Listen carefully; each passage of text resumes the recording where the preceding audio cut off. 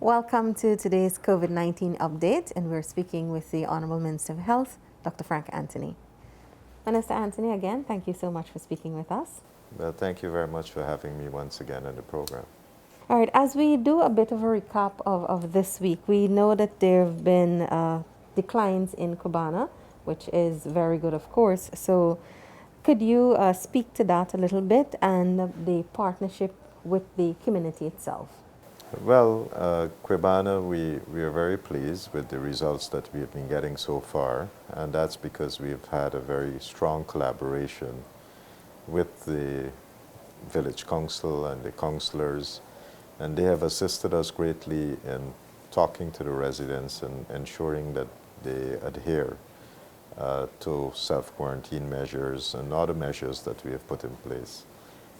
We have reduced the numbers there significantly, and yesterday we had 37. I expect that to go down even further today as we do some discharges today.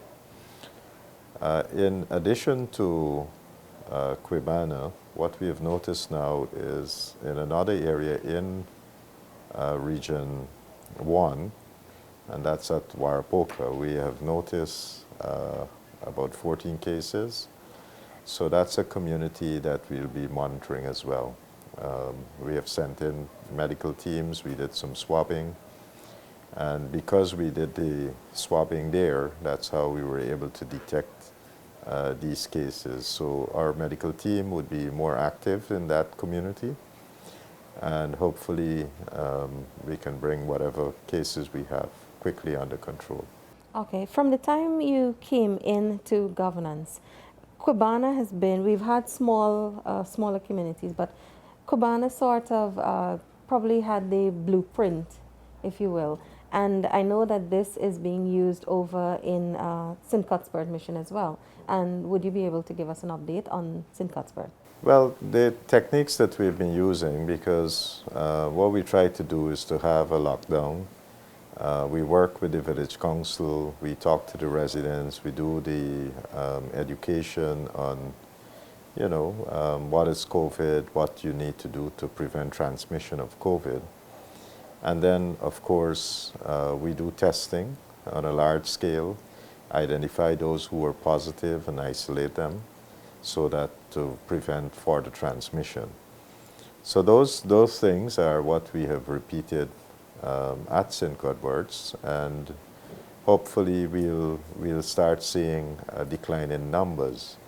Unfortunately, we haven't tested a large percentage of the people in St. Cuthbert's as yet. It's an ongoing exercise. Yesterday we did 104 samples, and so we'll get those results sometime today. The previous day we did 34 samples, and we got back 17 positives. So as it is today, we have about 186 persons or so in St. Cuthbert's that are now positive. And as I said, the more we test, we are expecting to find some additional positives. So these are people who, because of how they have been interacting in the village, we suspect a lot of people might have been infected. So we'll continue to monitor them. The ministry has deployed a number of doctors into the community. We have a resident doctor that is there, and she has been aided by other doctors that we have sent into the community. In addition to that, we have a surveillance team, we have a sanitation team, we have teams that are doing public education. So we continue to work with the village council in St. Cuthbert's and to make sure that people understand more about COVID and how to prevent its transmission. I know that the COVID Curb team is also up there providing education and guidance, basically.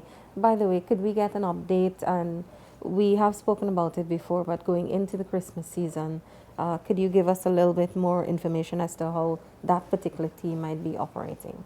Well, it's a team where we have the joint members of the joint services and other volunteers who have been working across the country. We would have to intensify our work in the month of December because, you know, it's a month that where people feel that they should relax a little bit. Unfortunately, in this December, it's very different from what we've experienced so far. And if we don't take the precautions seriously, then you know, we'll have a spike in cases, not just in one place, but nationally. So we have to get people to abide by these rules, and we are urging people to please, I mean, if you have to go do shopping, make sure that you're abiding by the COVID rules that we have put in place. If you don't have to be on the road, if you don't have to be in a shop, don't go. Avoid the crowds because people tend to go to these places, they window shop and they do all sort of things. If you're going to get something, just go get it and go home. Don't linger around because the longer you spend out there, your chances of coming into contact with somebody who is positive for the virus might be higher, and they themselves don't know. So to avoid any exposure, I mean, just go do what you have to do and get home. And I think that's the approach that people have to take during this period.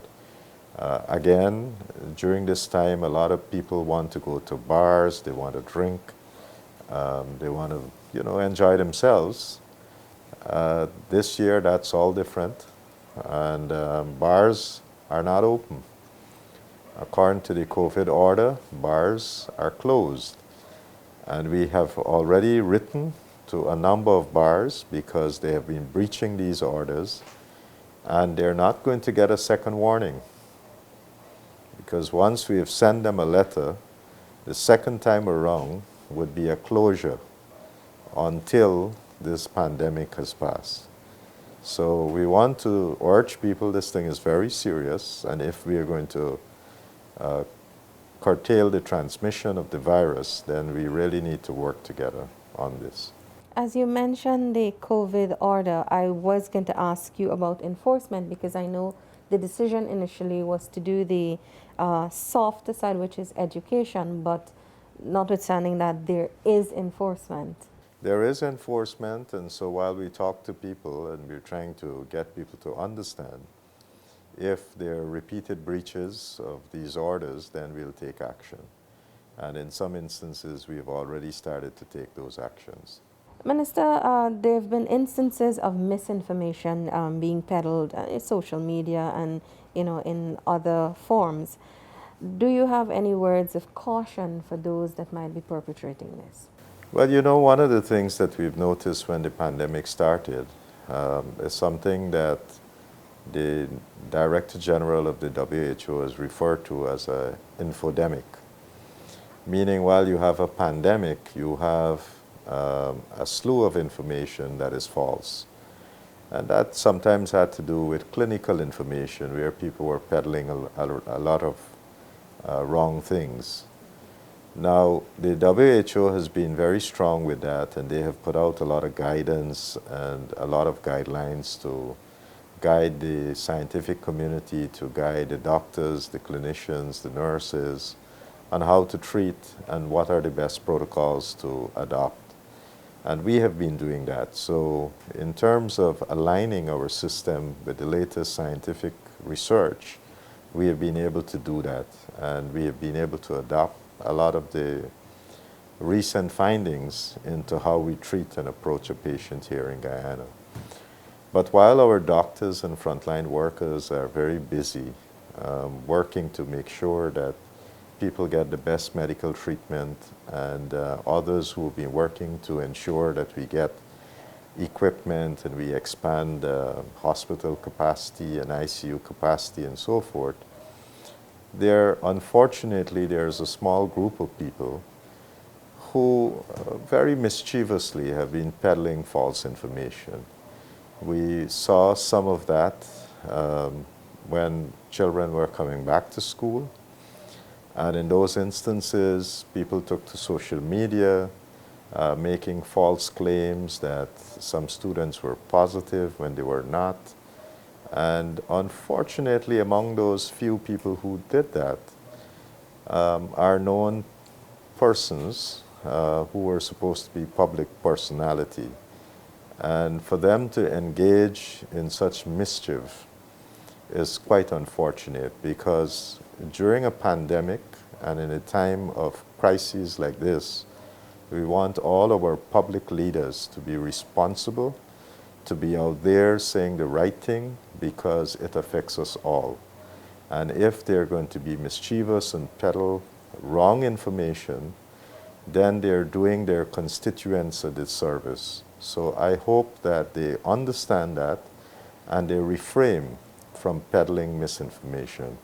If they would like to know what are the real results or so forth, I'm sure they can contact the Health Emergency Operations Center that we have, and I'm sure the doctors there would be able to address any concerns that they have.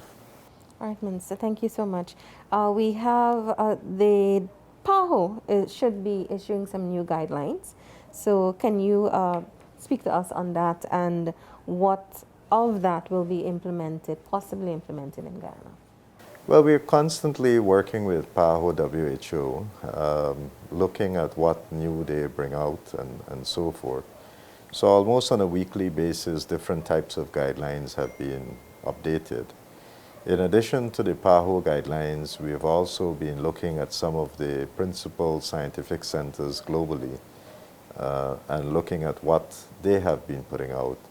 Some of the foremost medical journals like the Lancet or New England Journal of Medicine and so forth, our doctors have been receiving those articles, and they have been ensuring that our treatment protocols and other measures that we take here follow the latest science and guidelines. So I think so far we have been working very closely with what is happening in research and trying to implement that here. So those new guidelines that PAHO would issue, we will certainly look forward to seeing them and see how we can incorporate them in our existing guidelines. In addition to that, 1 o'clock, we are working with PAHO locally and with some of the consultants in Washington. And we'll be doing a webinar for doctors locally. And this webinar is based on guidelines that the World Health Organizations would have issued pertaining to how you certify a COVID death. How do you classify a COVID death?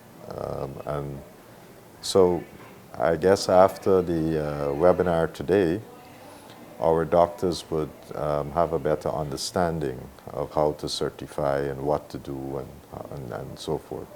So this is just another aspect of how we are collaborating with PAHO.